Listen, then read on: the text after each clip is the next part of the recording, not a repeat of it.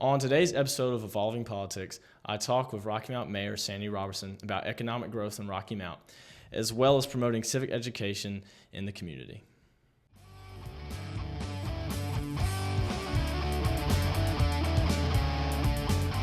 Back to another episode of Evolving Politics with Fenner Parker. We're here with the mayor of Rocky Mount, Sandy Roberson.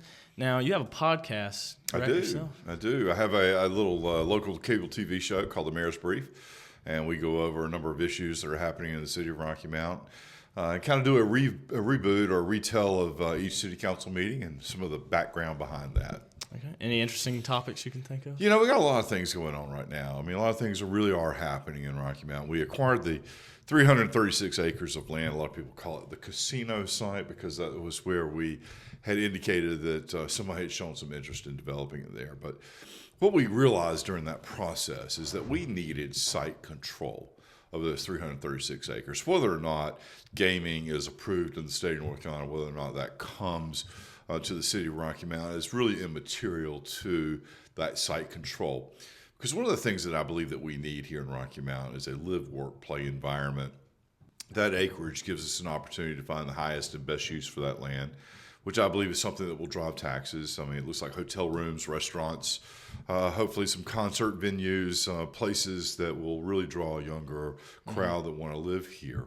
I've often said Rocky Mount's a wonderful place to live if I'm married with two kids, but I'm from here, grew up here in my 20s, and you had to go different places if you wanted a little more excitement. And so I believe we can create that here in the city of Rocky Mount. And when you're sitting at an intersection of Highway 64 and 95 with 80 million cars going up and down north and south, and you've got another 10 million cars going east and west, it's an intersection that we really do need to take advantage of. So we're doing right things. We got a lot of folks who are optioning some land right now that basically will cover our basis in that. We're working on water and sewer development, and there's just a lot of excitement around it. So I'm delighted with that. Natron, as you know, has come to town, made an announcement over in Edgecombe County and the Kingsborough area, which is fantastic. But again, we need to really increase our housing stock, and so we're working on some infrastructure issues to be able to allow that because, without housing, without people moving to the area, those jobs really don't drive the needle for us. They really don't move the needle at all. All right, so there was recent approval for a Florida developer to buy city land by Nash Community College. Could you tell me a little bit about that? So it's a developer, Halverson. It's that 336 acres that we were talking about. I think he optioned 15 acres or something like that. Again, it's an option. He's not committed to purchasing it yet, but we did establish a price point of that of $250,000 to $300,000 an acre. Which is good for us, good for the city. There are a number of developments that he works with. He works with large grocery store chains. He works with Home Depot, Lowe's, large. Right, I read that a Publix could be. Well, it could be. I mean, that's one of the things that I'm sure. So here's how this works. I mean, I would love to have a Publix in the city right now. I would love to have a. I mean, I absolutely would. But the developer comes in and says, hey, look, this is a site that I think I can develop. And I think this is a good grocery store site. And so what they'll do is they'll go in and have the land costs associated with it, look at what it's going to take to build it, and then go shop it to different stores. So I'm confident he's going to go talk to Publix and say, hey, this is Publix. This is a great location. The household rooftops within 5-mile radius or whatever metric they use have an income of X, and either it works in their model or it doesn't. And so I would expect that he will be talking to Publix as well as a number of other grocery store chains. I'd like a Wegmans, right? Or who knows?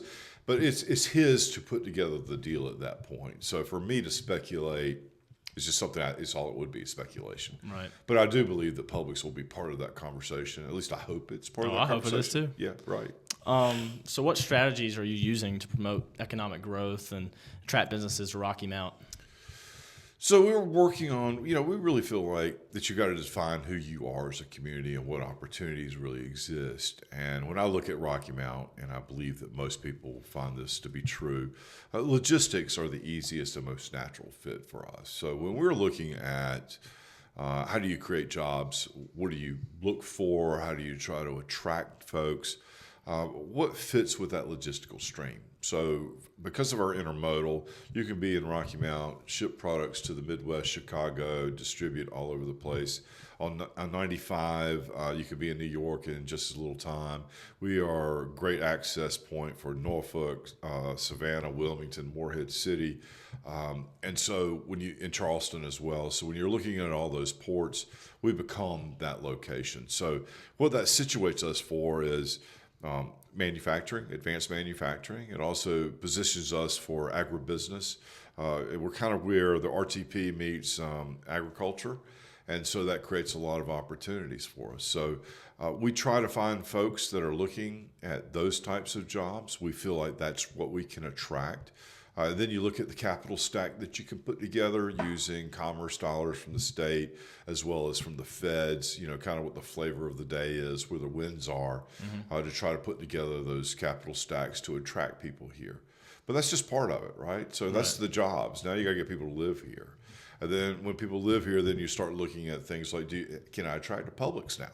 Because, I've got so many people coming in, their income will be X on a median basis. And so it's layering, and it's trying to understand what the market is and what you can most naturally sell. So what do? I talk to a lot of folks in my Rolodex that I know. I work with the Gateways Partnership, who's done a great job. We work with Nash County's economic development. We have our own city folks who are out there promoting business and interest, and I insert myself at every opportunity that makes sense based on what a lot of those folks are telling me that I need to spend some time.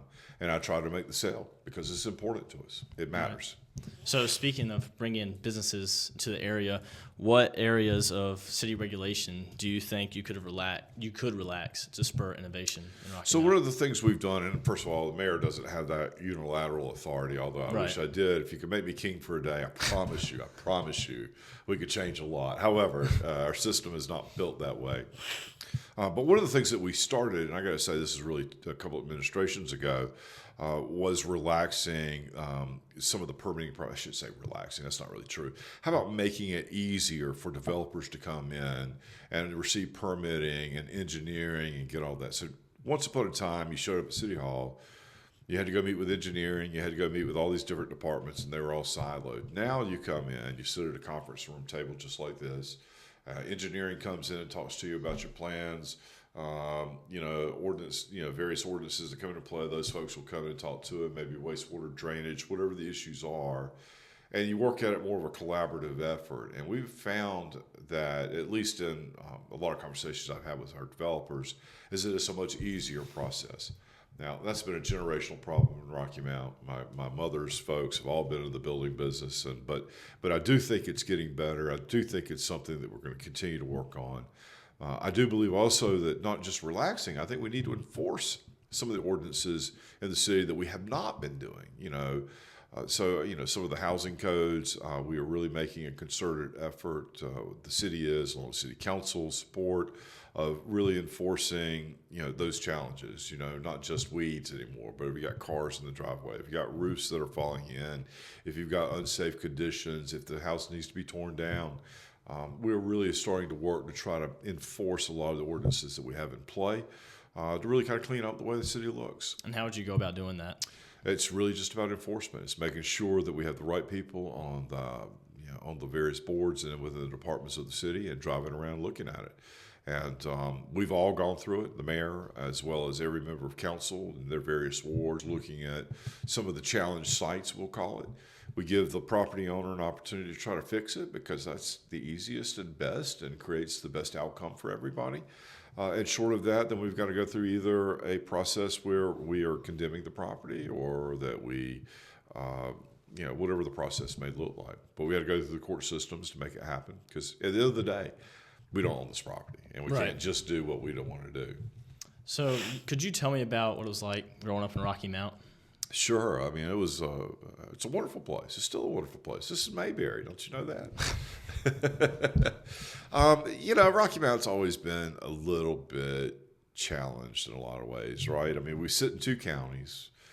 We have a railroad track that divides the two counties. Mm-hmm. There is historically, I don't think that's the case now, but historically, there was a socioeconomic divide based on where that railroad track is. Right. And so it creates a lot of internal discussion, we, they, and that's unfortunate because I think that, we really are the same municipality. We are the same city. We have the same challenges together. Growing up, I think that that's always been present. It's always been something that we've had to battle. But what I will tell you is that, I went to Rocky Mount Senior High School, class of '85. I had a wonderful experience, great friends. Some of my best friends and relationships to this day were from that period in time. We experienced about a 4% growth rate most of my life here in the city of Rocky Mount. We've had some challenges since Hurricane Floyd really decimated our community.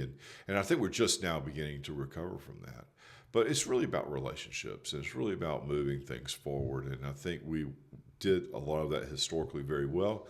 And I think we're currently starting to do that as well. Again. Right. I mean, a lot of this growth is coming from Raleigh, I guess, with the 4% increase, like you're saying. Sure. Every year. Well, the 4% was what we had as a growth. I mean, I think we hit a high water mark in population of about 59,000. We almost crossed the 60,000 population barrier. We've had a decline in census really since Floyd. I think our current population is about 54, rounded to 55,000. So we've seen declines, and we need to really start seeing some increases. Part of that has been our housing stock has been dilapidated and torn down.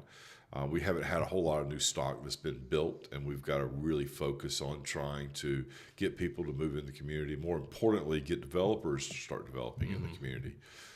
We do have, we think, plans. It looks like about 800 more, maybe even 900 more rooftops in development in various parts of the city. Halifax Road, Bethlehem Road. We're working again, trying hard to get the water and sewer and the infrastructure in place to make that happen. Okay. And what changes have you seen since you were growing up in Rocky Mount? Wow. Well, the world's changed. Right. Yeah. The world's changed, and I think that we are a microcosm of that change. When I was a kid, I mean, the Cold War was running strong. I mean, we could all agree that we didn't want to be bombed by the Russians. I mean, I grew up in a generation really where, part of the drill in first grade, second grade was to get under your desk.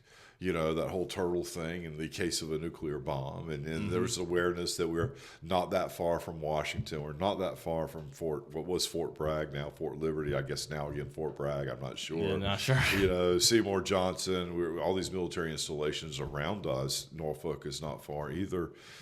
So there was always that awareness that, that could happen at any moment in time, right? Mm-hmm. That's kind of a scary thought.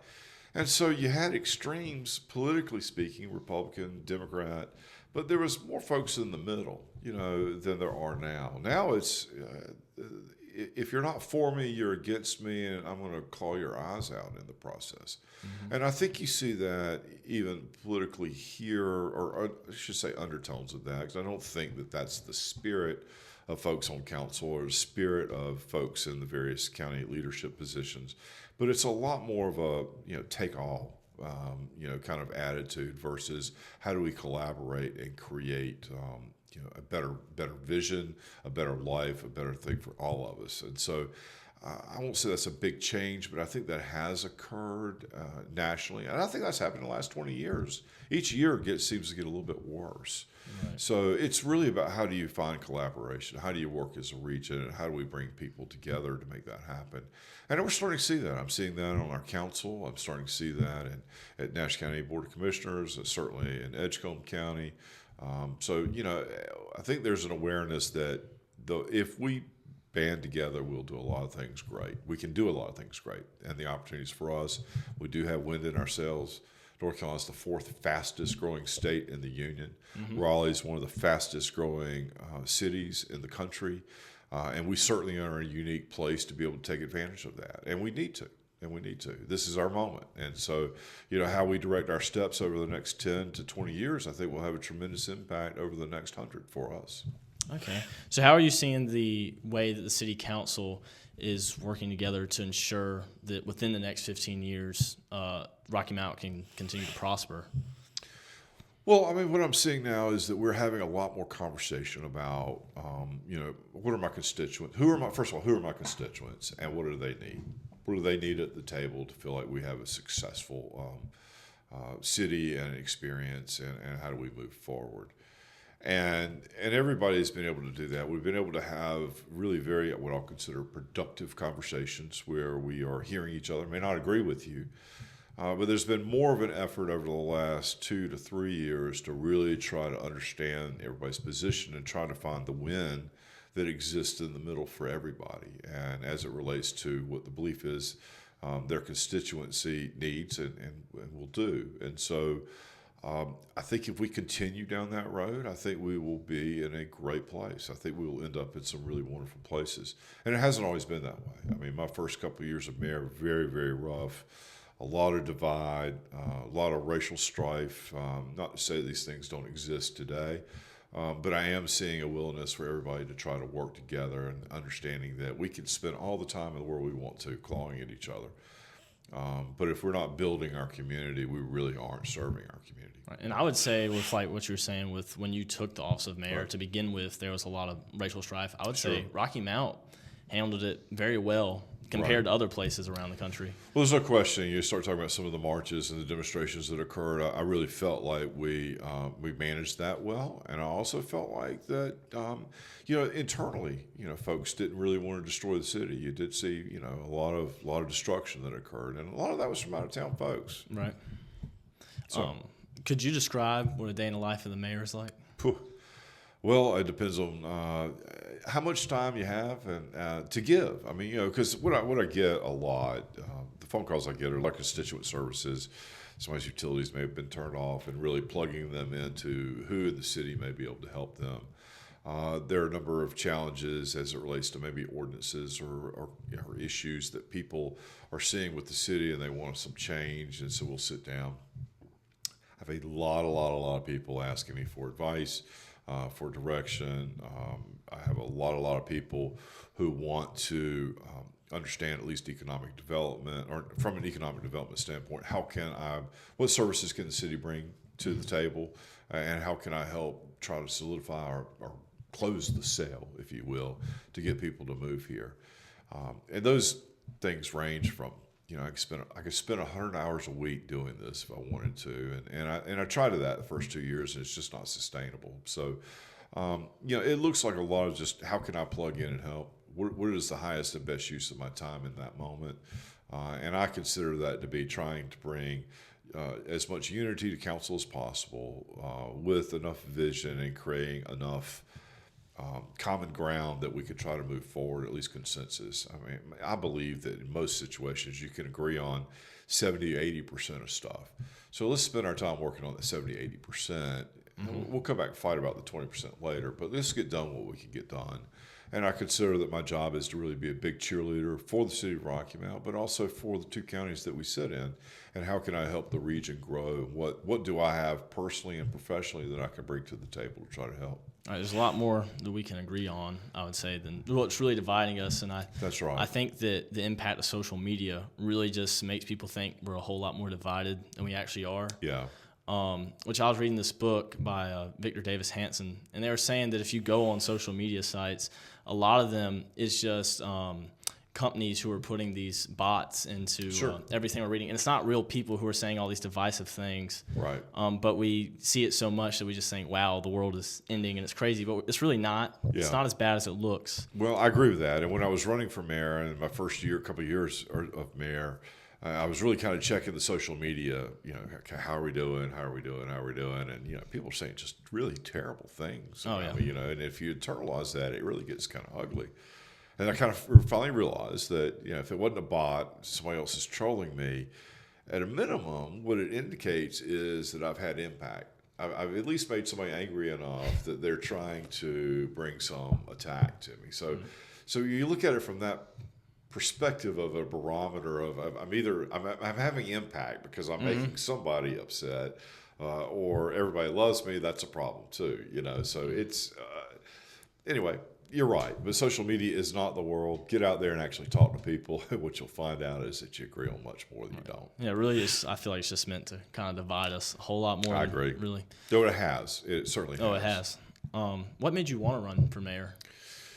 So, it's it's interesting. So I'd gone through a divorce, and I'd sold my company, and frankly, I was looking at. I had all these friends all over the country, and in particular, a group of friends in Nashville, Tennessee, a group of friends in Atlanta, Georgia, a group of friends in Charleston, and a group of friends kind of in that northern Virginia area. And I literally went and looked at each one of those communities, and had a social group to kind of move into, and no real particular reason to be in Rocky Mount other than just it's where I was from. And as I went through and looked, what I realized is relationships are what matter the most to me. And I can't replace the depth of relationship with my family, even when we're fighting. I can't replace the depth of the relationship of friends that I have grown up with. And I really love the area, and I love the people, and I love the culture. And so, it was sort of an epiphany for me. And so then, because I had, again, I was going 120 miles an hour. We had, we were operating in 3 different states. We had a large market share and the healthcare concern that I was running and owned. Then I started reading the paper, and I saw the divisiveness of it. I started looking at our statistics. And it's kind of weird, when you live in a place all of your life, you don't really study it like you would in a textbook. Mm-hmm. But I started studying it, and I'm like, oh my God, these are just terrible indicators. What were the indicators? Well, we're loss of population, the median household income was dropping. You're looking at tax values. Just a lot of things were negative from where I had it in my head. Mm-hmm. And when you drive around and with a different set of eyes, you start to see things a little bit differently. And so I started reading the paper and seeing all of the angst and the bull that you're reading, and said, but you know what? I really don't think I can win. I really did think I could win. I'm just. You didn't think you could win? No. Look, let's be honest. We're a city that is 69% African American, it's 21% Caucasian, whatever remaining percentage is other. It's 75 to 78% registered Democrats. Republicans fall out at 12, 13%. Everybody else is independent. Median household income didn't reflect where I was. And so there's nothing about me on the surface that you would think would be electable in the city of Rocky Mount, except that I'm from here.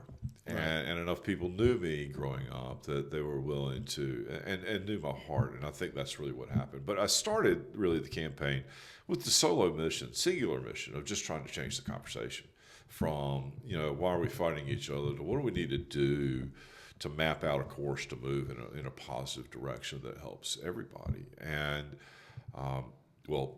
rest is history. I'm the dog that caught the car, and now you got to figure out what to do. And I'm glad I did. It's been a wonderful experience. It's been a terrible experience. It's been a lot of work. It's been a wonderful experience. It's the best thing that has, enriched my life in a lot of ways. And I don't mean financially, but enriched it in terms of the fabric of folks that I wouldn't have met otherwise, that I've gotten a chance to know, and really appreciate who they are. And so and I think we've got a beautiful city filled with beautiful people that really want right things for us and don't necessarily know how to go about getting it. But we're moving in those directions. Mm-hmm. Now the frustration is government just moves slow. There's nothing about it that is designed to do speed, right? So in my personal, professional world, I get to say things like yesterday was too late and we get it done, Herculean efforts in short periods of time and climb many mountains. Well, it just doesn't work that way in public life.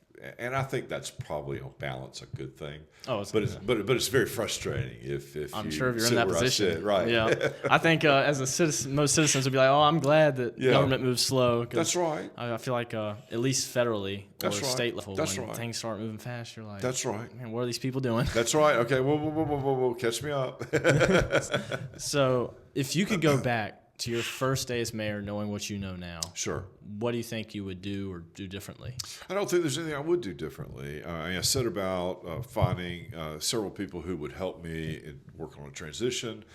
We formed several committees looking at schooling, education, looked at economic development, looked at policing and public safety. which has been a number one issue in Rocky Mount for a long time. And I'm proud to say that number has moved from, we'll call it 68% awareness, my first couple of polls, down to probably the 40%, still number one. But, when you look at, where people were super anxious and now we're down here, I see that as a very positive indicator that we're changing in a good way. So I had good people helping me advise. I still look at those plans. I still work on those plans. I still recognize that to be what we need to be trying to push for and advocate for. And so I continue to do that. And I try to reach out across the aisle, try to build consensus from day one. Didn't always have, fertile ground to be able to work with, but that's changed. That has changed. That is changing. And I feel like I have a good working relationship with everybody on council now. Okay. So I don't know. I would have liked it to have happened sooner.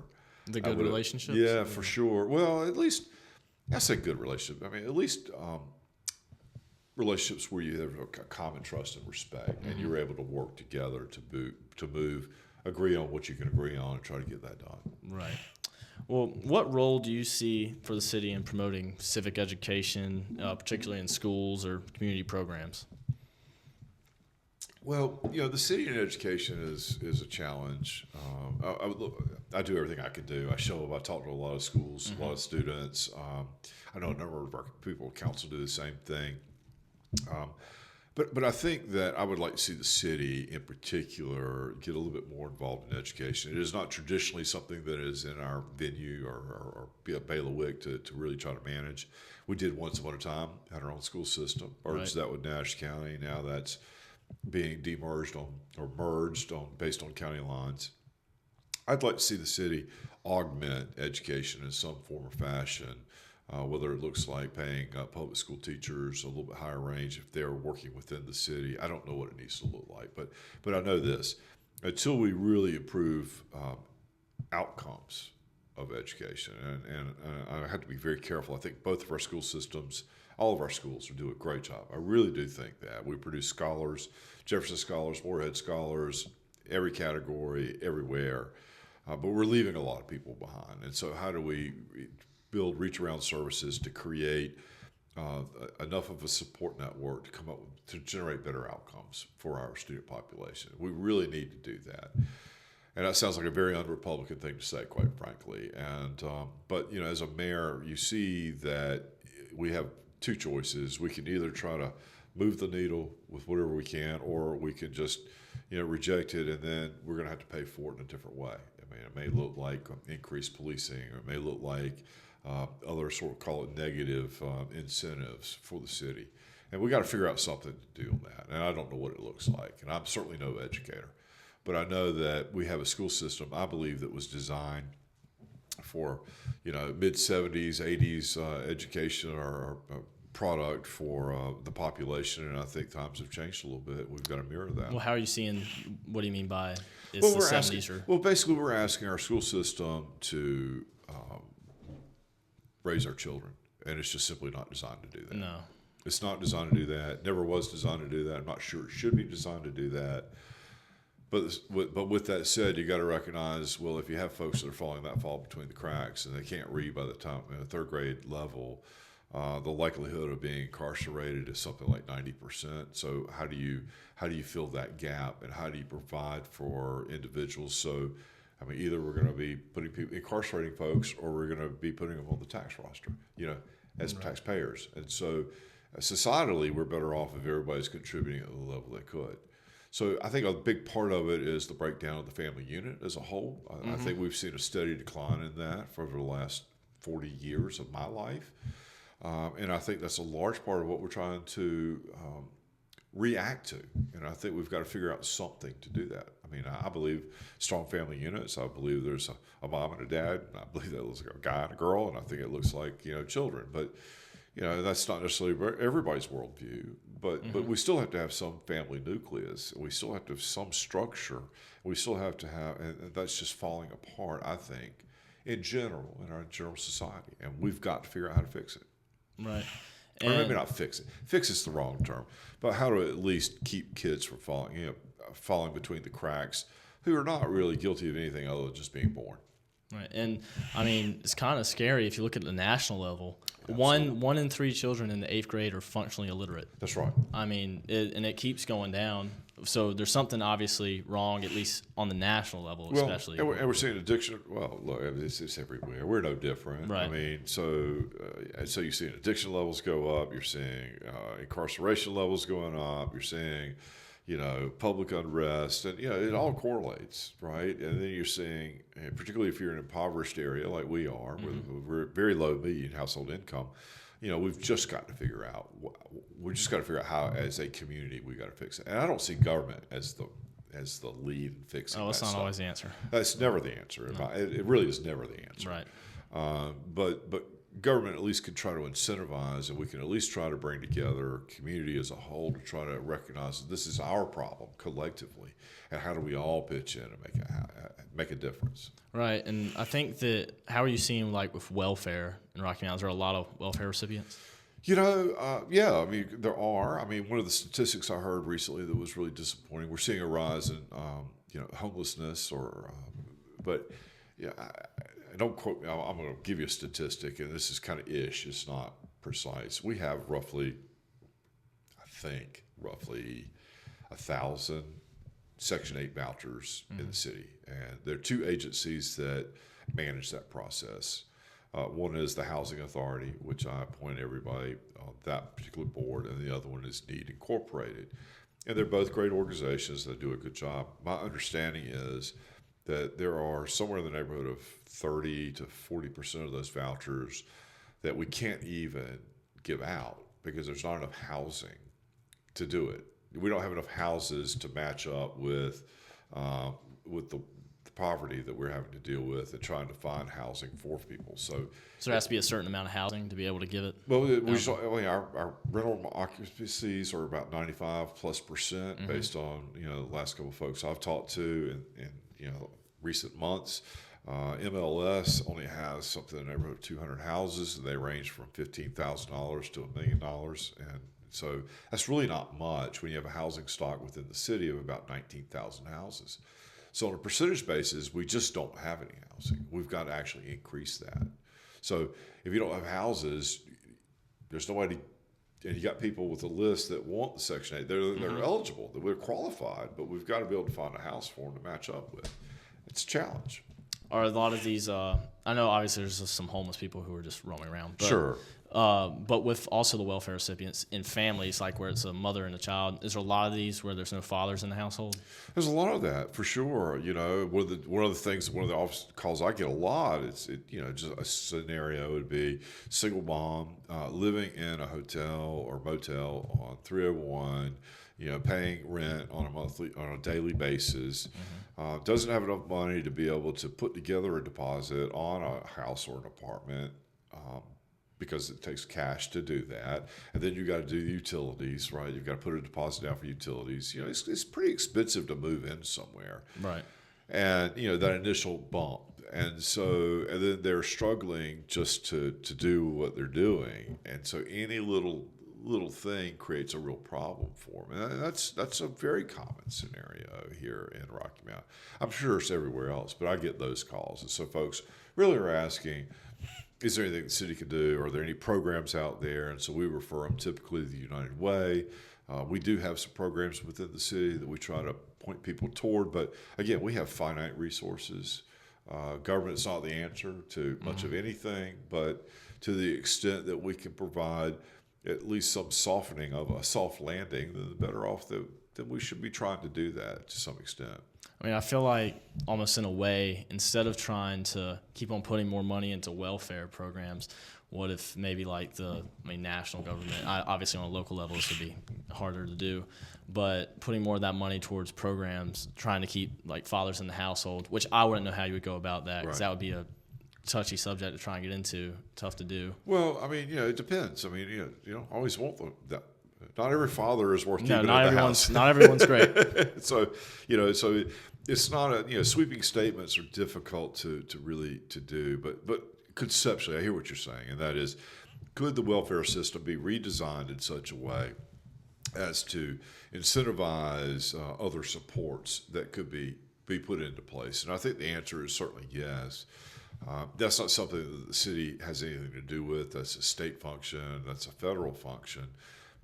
And so I think it's important to continually talk to those folks and try to understand. And it's also a county function. They're the ones, social services, that are administering most of those programs and dealing with most of those items. Right.